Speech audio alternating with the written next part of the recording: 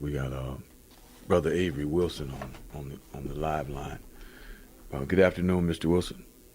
Hello, hello. How are you? All right, how you doing, sir? Thank you for calling in. Brother Nelson had given us almost a last-minute interview with you, and we want to say thank you for taking the time out. But for those of us that don't know you and the listening audience, can you kind of introduce yourself and we can go from there? Absolutely. Again, the name is Avery D. Wilson. I'm the reigning Mr. United States for 2016. It's a brand new organization that's all about encouraging young men to get active in their communities and youth. Mm-hmm. Hello? Yeah, can you hear us? Hello? Can you hear me? Yeah, we go ahead. Yeah, we hear you. Yeah, I'm sorry. Oh, okay. Sorry about that. Yeah, Okay. no. So in addition to being a title holder, I'm also I'm a native of Baton Rouge. I'm a homegrown boy out of the north side of the city. So right now we're in a very interesting place to where I'm being challenged to be real about the opinions that I have on a social issue matter, as it relates to a lot of things that's happening in terms of our country. So let me ask you this: you from Baton Rouge? Were you there when these killings took place? No, I wasn't actually in town when the incident Okay. happened, but I did fly in immediately afterwards to kind of check on my own people and like I said, really hear the cries of what's going on. And the reality is, what's happening in Baton Rouge has been going on forever. A lot of people are right now trying to make it as if this Black Lives Matter movement is the catalyst, but but the truth is, this hatred of a people has been going on for quite some time. So it's just been swelling and unfortunately, I don't think it's done until we. Now, really is address Baton it. Rouge majority black, or what are the demographics? Do you know? It's a pretty good mix. It's Okay. really somewhere in the 45 kind Okay. of area. Okay. It's become alarmingly more black after Katrina. We had a lot of individuals from New Orleans move into the city, but which has kind of caused the need for it to be divided. The city is literally split half and half, north side and the south side, and so it's kind of the same old thing, same old southern desegregation kind of thing. So kind of tell the listening audience and us about Mr. United States. I mean, how did that title come about? Well, yeah, we had a competition in May in New York City, and like I said, it was the first year out of the gate. There were 20 different states represented, and it was all about finding the young man who was, quote unquote, the nation's gentleman, who would do things in their community, but also pass all of the normal pageantry of talent and runway modeling and fitness and things like that. So it was an amazing competition, and we're very excited about the growth of it because we're now reaching out, expanding the market nationwide to try to get more guys involved. Okay, so tell us, you're here. You got a convention going on today, correct? Yeah, I'm actually in Chicago right now Right. with my Southern University alumni conference. Okay. Our university decided to host its biannual conference in Chicago this year, which it just couldn't be more timely to be in a place right now that completely understands the woes of just income inequality and just the things that we're dealing with as a people. So I'm also just kind of taking the time to talk about that a lot. In terms of So where are you at? Where is this taking place? In downtown Chicago? We're at the Westin, the Westin. O'Hare Westin. Okay. Hotel, yeah. And so this is the 75th anniversary, you said? Correct. Okay. Correct. And so so some of the things that what are some of the things that you guys will be talking about? Well, we're always trying to figure out how do we expand our mission. The mission of historically black colleges and universities has a very rooted presence in the Yes, country. sir. So we're Yes, trying sir. to figure out how do we serve more of our kids and get more people to understand the fullness of what HBCUs are about. But besides that, it's our duty to kind of speak to the times in which we live. So, right now, Southern is located in the north part of Baton Rouge. It's the part of the city that's been stripped of the resources, and, we feel the pain. So it's also our duty at conferences like this to kind of speak to the times and address some of the issues that affect a lot of the kids of which we educate on a daily basis. So so this is one of the most I guess famous HBCUs. And do you have a lot of attendees from Chicago, or people from Chicago attend Southern? We do. We have we're really proud of our Midwest alumni chapters.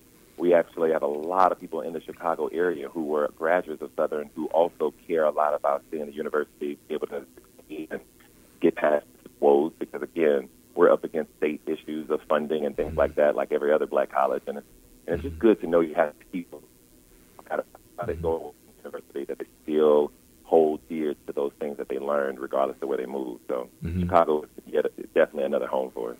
Okay, so the climate in Baton Rouge with the police and with the young man that I guess the young man was from Kansas City that did Mr. Clay. His name is Clay.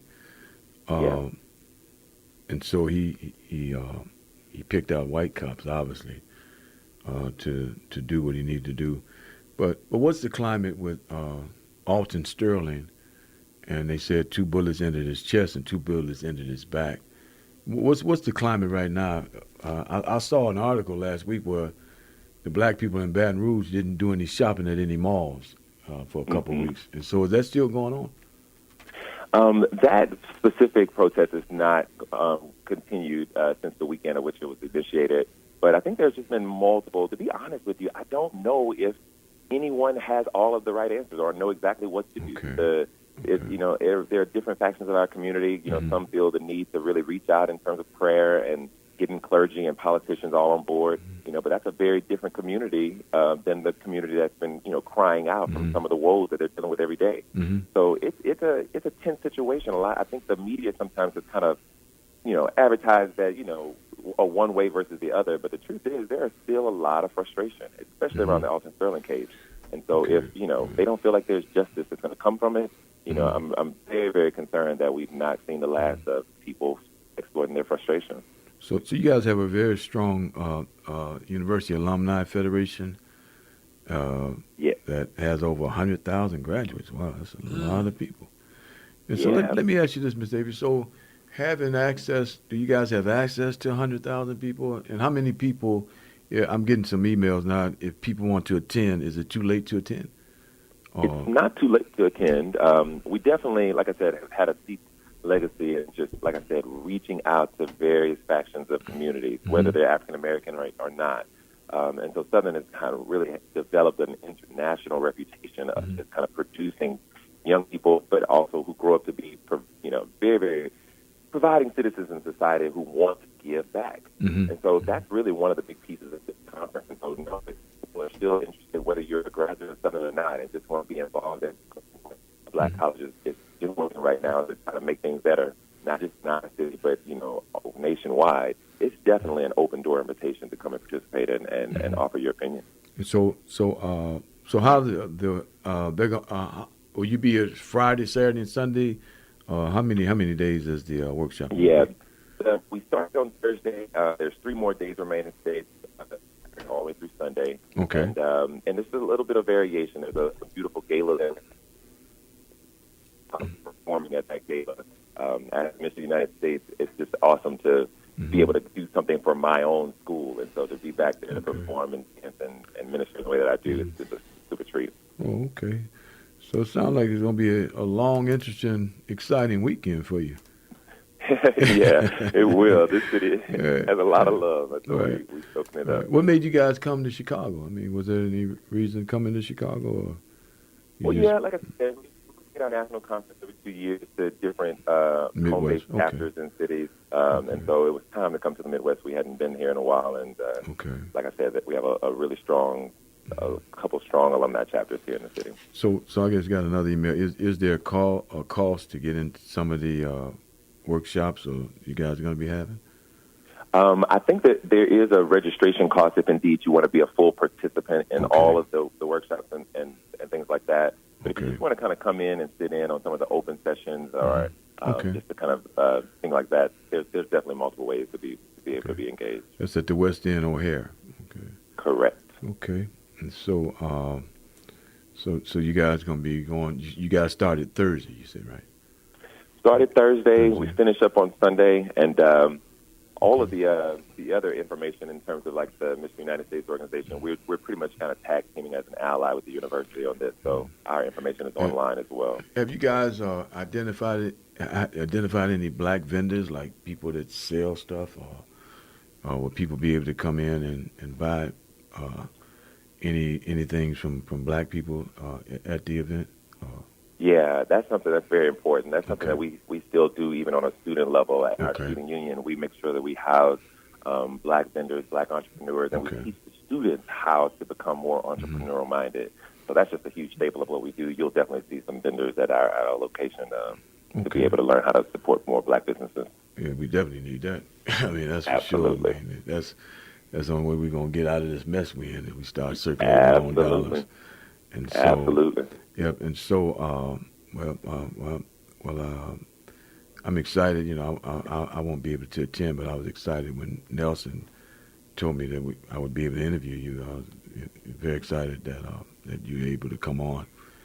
And I'm grateful for you guys having me. We're grateful for having you. And so, so you've been a multidisciplinary leader and creative, deeply influenced by the roots and passion for the arts.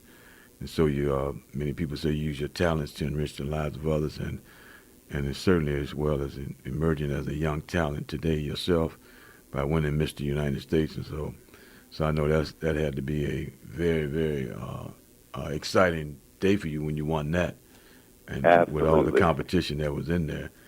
And so, did you have to do like answer some questions also? Like, you know, they ask you questions about what the world is happening today. You know how they do. Mm-hmm. Did you Oh, guys yes. have that? Okay.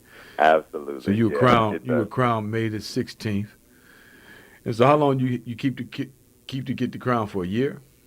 So it's a 1-year reign. Okay. Yep. I was Mr. Louisiana formerly, and so now Okay. I'll be giving that crown up. But I'll be Mr. United States for a year.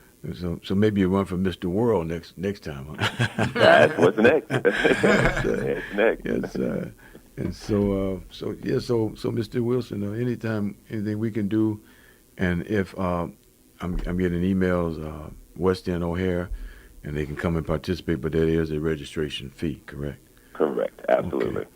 And so we wish you all the luck and success, and if you get an opportunity after all this is over, if you got some time one day next week, we'd love to interview you and see how the actual conference went. I know it's going to be a success, but we'd love to have some of the things that took place, or if you're able to talk about, some of the things that went on and the success that you guys had. We would love to have you on one day next week. I'd love to have a follow-up. Not a problem at all. Okay. Well, you got a closing statement for us, Mr. Wilson? Yes, indeed. I tell all of my kids and all, we're pushing this mission also with the university, which is love matters. It's like no matter all the isms that we're dealing with, whether it's racism, classism, sexism, at the end of the day, if we can figure out a way to get a better space of acceptance and love for one another, that's what really matters. So if you're interested in following our journey, definitely look us up online, MrUnitedStates.org.